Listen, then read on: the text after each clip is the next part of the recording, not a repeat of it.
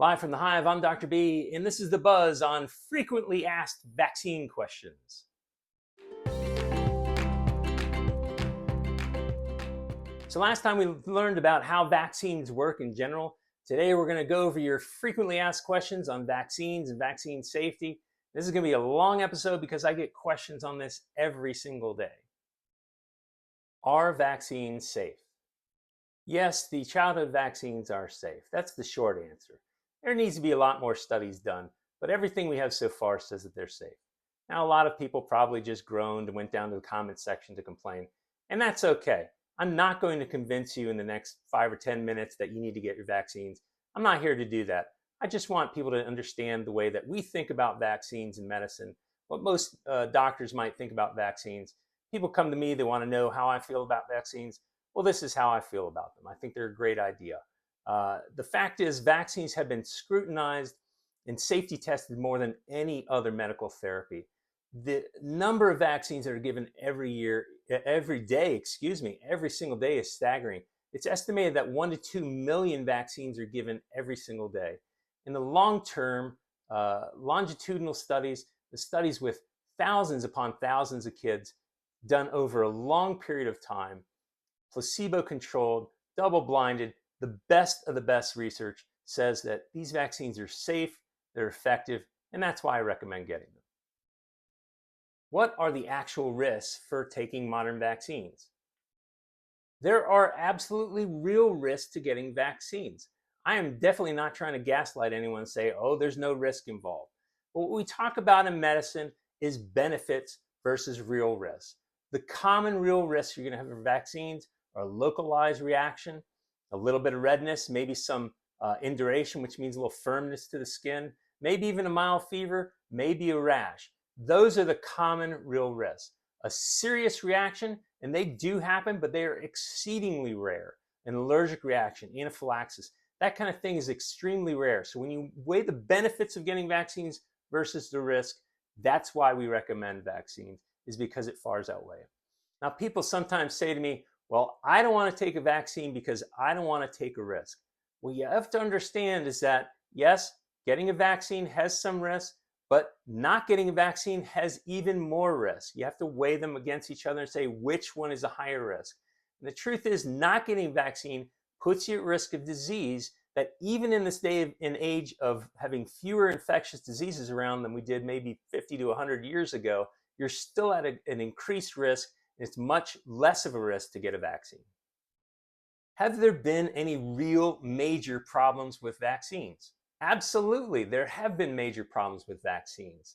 And what amazes me is that the internet wants people to think that there's some hidden conspiracy and some hidden research that has not been allowed to be shown to the public because we want to protect big vaccine makers or big pharma. The original whooping cough vaccine had a higher incidence of causing febrile seizures and was removed from market, was repaired and replaced with the acellular pertussis or acellular whooping cough vaccine, much, much safer. The original rotavirus vaccine was removed from market because it caused a higher incidence of intussusception, which is a severe GI problem. Brought back to market without that problem anymore because they improved the vaccine. The oral polio virus vaccine had some problems with that. Removed from the market. It's not used in this country. It's used in other parts of the world, developing nations, because it's a lot easier to use the injected one. But we don't use it here because it had problems. So these are real things. The MMR vaccine has been blamed for possibly being tied to autism. That vaccine is 54 years old. It has been given in the estimated, not even estimated, in the billions of doses of MMR have been given. There is no link to autism. This has been scrutinized and researched to death. There's no link, and yet the internet will not let that go. I'm sure that if there were a real problem, this would have been removed from the market because vaccines are no different than any other therapy. You take a medication that has a serious problem, it's going to be removed from the market. It's going to be changed or replaced with something else so that we have something safe. I don't know why we have to separate vaccines and everything else. It's just another form of therapy, and we would treat these in the same way. Which vaccines do you recommend? In the last video, we talked about Edward Jenner's 1796 discovery about smallpox. He was kind of a kook, but man, he did something good for us. And since then, we've developed vaccines against 25 different diseases that I could think of. This is not all of them on this list, but these are the common ones that we use in our office and recommend. Now you can see that the diphtheria vaccine, one of the ones that we recommend, the original one came out in 1923. I doubt we're using the same one, but we now combine that with whooping cough and tetanus for the DPT. But 1923 is when diphtheria first came out. We got tetanus, whooping cough, flu came out in 1937. Polio made a huge impact in the 50s. You don't see kids in iron lungs because of that polio vaccine. Measles, mumps, rubella individually came out in the 60s and 1970. You have meningococcus, which causes brain infections, 1978. Hepatitis B, chickenpox. Now you're getting to where I started going to college, and I got a great story about chickenpox. And me and my brother Tim, who went to medical school, same medical school I did. One of us got chickenpox, one of us didn't. And I'll tell you about that story when we talk about chickenpox, but it's a good one. Haemophilus influenza, epiglottitis, which is an infection in the throat. Hepatitis A, rotavirus. That is the original one, I think, and that was replaced with a better one later. Pneumococcus, meningococcus B, which is like the earlier meningococcus, but it's a different subtype. Human papillomavirus, which causes cervical and oral and airway cancer. And most recently, RSV. And these are the ones that we recommend for most children. So how many of these diseases that we can prevent have I actually seen recently? Let's mark out first everything that I know I have never seen. And that takes out diphtheria, tetanus, polio, measles, mumps, rubella. I've seen the effects of rubella, but never seen the actual disease. Hepatitis B and hepatitis A, never seen a lab positive infection with either one of those. And meningococcus B, I've never seen that as far as I know. And let's do one more strikeout and take out everything that I haven't seen, at least in the last 10 years. What are we left with? We're left with whooping cough. I suspect I've seen that. Influenza, we see that every winter because the flu does an end run around vaccines. Rotavirus, we still see that occasionally. And RSV, vaccine just came out. It's really to prevent it in the worst cases in preemies, kids with heart and lung disease. So that's not given very widely. It just came out a couple years ago, and we don't see a lot of kids getting that just yet. But I expect that'll be a big improvement in the next few years, and we'll have more kids getting it. The reason that I can strike those out, the reason we don't see these is because of vaccines, plain and simple. Probably up to 80–85% of people are vaccinated for at least for these diseases. And that has caused a 90–99% reduction in these diseases worldwide. Humanity should be very proud of that. But if everyone declines these vaccines, what we're going to see is terrible diseases like diphtheria and polio coming back, and you definitely don't want to see that. Why is COVID-19 not on our list? Now, I'm supposed to recommend the vaccine for COVID for all kids 6 months and up. But anyone who knows me knows that I am not a big fan of this vaccine. I think that it was kind of a rush job. We just don't know enough about it, and I think more research needs to be done. When COVID-19 first came on the scene, it was a very dangerous disease. It killed quite a lot of people, and my heart goes out to anyone who has lost someone over COVID-19. If someone has gotten the vaccine and it saved their life, or they think I think that's terrific. However, the vaccine over time has shown some interesting side effects, things we can't explain fully. And I think that over time, what we're finding is that as the disease gets to be less dangerous, you start to weigh the benefits against the risks, and it starts to get a little bit muddy. So I can't just openly say everyone needs to go with this vaccine and get this vaccine. And so generally, I don't recommend it. And I think a lot of people end up listening to me a little bit about the classic vaccines because of that, because I'm very open and very honest about this. I think once we get more information, maybe I'll reevaluate that, but it's going to take a lot of convincing before I ever get behind this vaccine. Do vaccines contain heavy metals? Well, this is the latest thing to be going around on social media. I think the last 2 or 3 months is when it's really caught on. Heavy metals, vaccines are just chock full of heavy metals. People use that term, I think, because it sounds pretty ominous. But do they even know what heavy metals are? Heavy metals are very, very dense metals like lead, cadmium, mercury, plutonium is a heavy metal. And these are extremely toxic, but no, there are no heavy metals in vaccines. Were there ever any heavy metals in vaccines? Well, the answer is a resounding sorta. Thimerosal or ethylmercury was used as a preservative in vaccines, but it was removed about 20 years ago because people were worried about there being mercury in vaccines. But what I think people are doing is they're getting confused between methylmercury and ethylmercury. And let's go over what these are. Methylmercury is very toxic. It's found in fish and it builds up in your body over time. Ethylmercury, which used to be in vaccines but is not in vaccines, is rapidly removed from the body, so it's not toxic. There was no evidence at all that thimerosal ever caused the problem, but because people were concerned about it, and mercury certainly sounds like a bad thing that you don't want to have in your body, it was still removed from vaccines. And now we use all thimerosal free vaccines now. So are there any metals in vaccines at all? Yes, there absolutely is a type of metal in vaccines.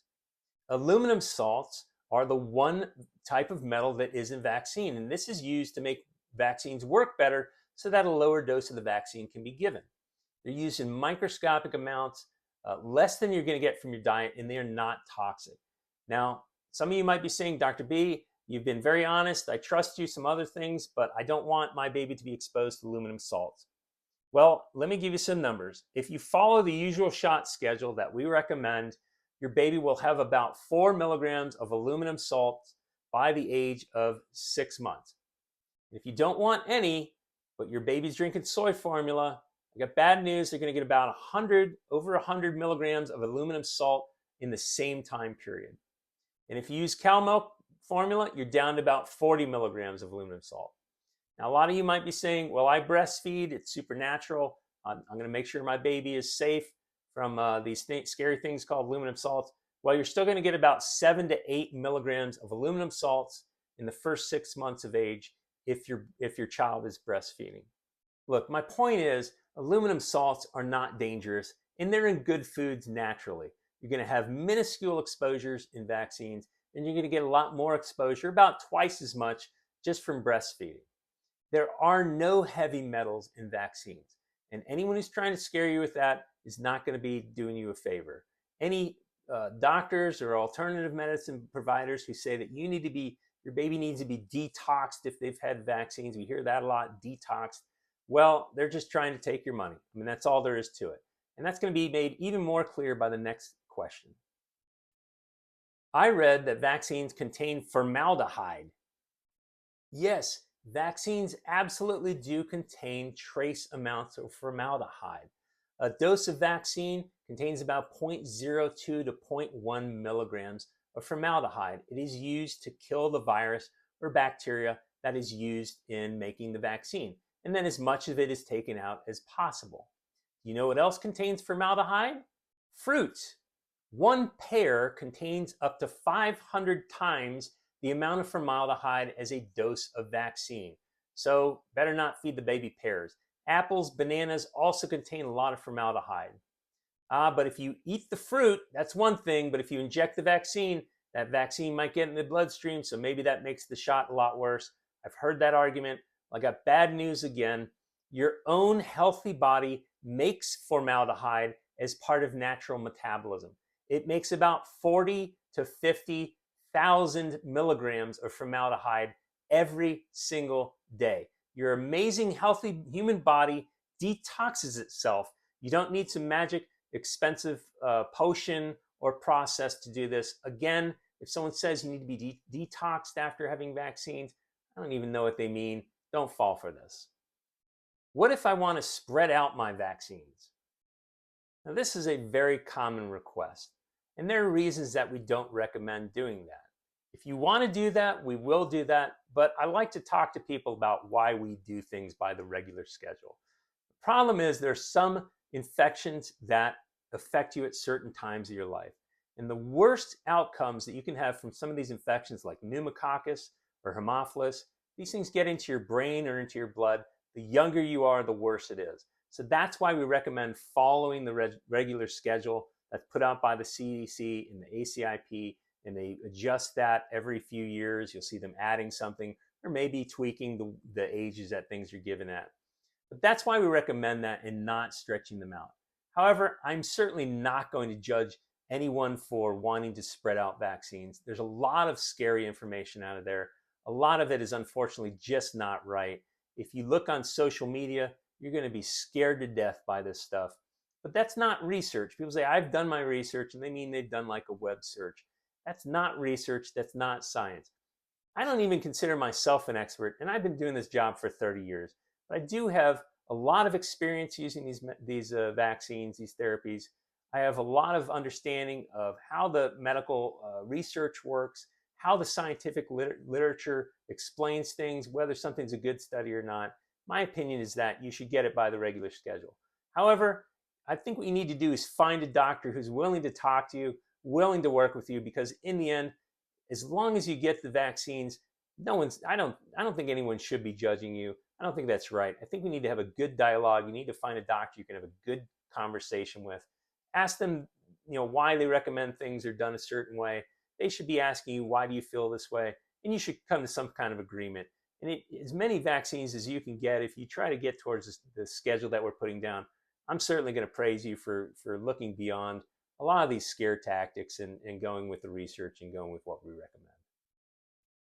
Will you see me if I don't get any vaccines? Now, some people ask me, will I continue to see you? Absolutely, I will continue to see you. We will have you sign a piece of paper that says you don't want to get your vaccines for whatever reason. You can write a reason, you don't have to. It just says that you understand that this puts you at a higher risk for developing some of these infections. We have no problem with that. I will still ask you every time we have a well visit, or if there's a moment in a sick visit, I might say, hey, you want to get caught up on those shots? And you can say, no, I really just don't want to get any shots. I'll say, okay, well, let me know if you want to talk about it, or we can go over any questions you might have. Anyone who demands that you get vaccines, I just don't think that's healthy. I think it's not beneficial to anyone, because if you have two people who disagree on something, they're just going to be farther apart on this conversation, on this debate, as time goes on, if they're just trying to force their opinions on the other person. I just don't think that's a good idea. But when you come in, I will say, hey, you might want to get caught up on those. There's no pressure there. And definitely if you go to Switzerland or you go somewhere else in the world, I'll say, look, stay away from anyone with a mysterious disease. Someone comes to your house and they haven't had their vaccines, they got a weird rash. You might want to stay at arm's length. We will definitely talk about that. But no, we don't kick anyone out because they haven't gotten their vaccines. There is just so much to go over with vaccines. And we're going to talk about the vaccines individually as we talk about chickenpox, as we talk about whooping cough. Those lectures will be down the road. But this video today is already way too long. And if you're still with me, good for you. You get a free t-shirt if I ever come out with any. But thanks for visiting today. Please subscribe. Let me know what you want to see. And y'all know me, I'm Dr. B. And this has been The Buzz on Parenting and Pediatrics. We'll see you next time.